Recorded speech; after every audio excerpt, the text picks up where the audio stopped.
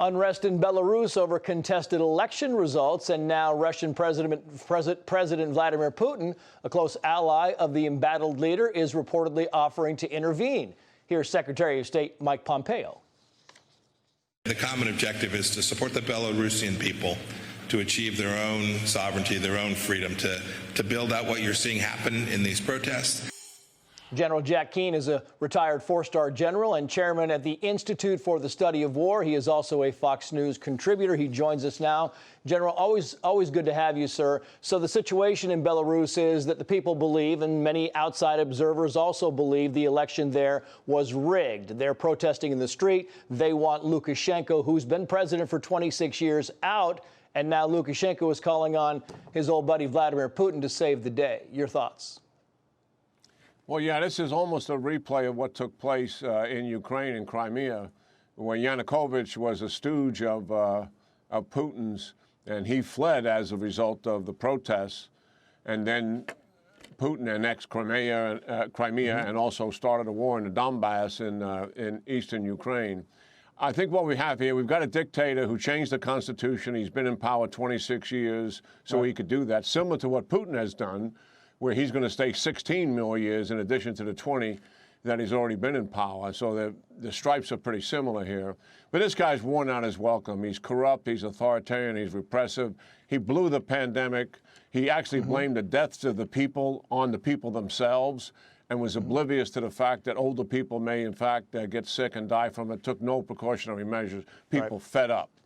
They believe the election was fraudulent, as you said. So what's happening here is Putin has always, since the collapse of the Soviet Union, he took over in 2000, strategically, Trace, wants to increase the sphere of influence of Russia in the region, in Eastern Europe in particular, and also in the Middle East. This is part of the fabric of that story. So this really matters to him. And Belarus's location is very strategic to him. Long term, what he would want is military bases in Belarus to weaken NATO, weaken the transatlantic alliance. And it matters to us as well, right? I mean, that's the whole idea here, is because we saw what happened in Ukraine 6 years ago. The question now becomes, and you heard Secretary of State Mike Pompeo saying, look, this is, we need to see this play out without Russia's involvement here. How important is this to the United States, our perspective and our interests?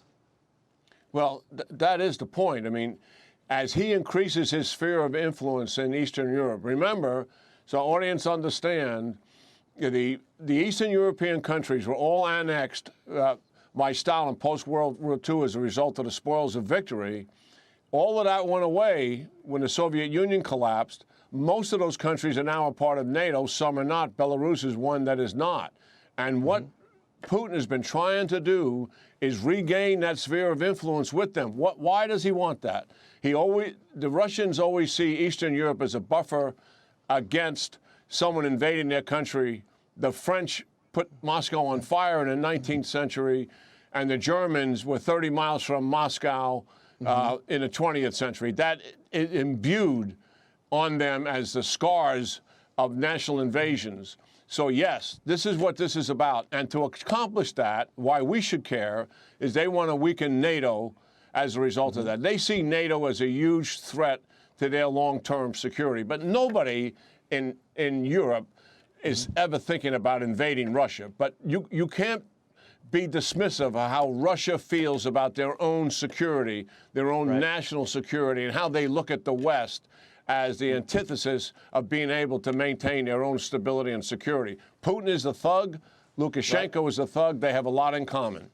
And that's the question, because Lukashenko is now trying to build this narrative, General, saying, look, these are outside forces that are causing these protests. But you look today and there are union members protesting. I mean, these seem to be groundswell protests in Belarus. And it's getting harder for Lukashenko to build this narrative that these are nothing but outside forces, and it has nothing to do with what the people of Belarus believe. He's been in power 26 years, and I think they believe they want him out.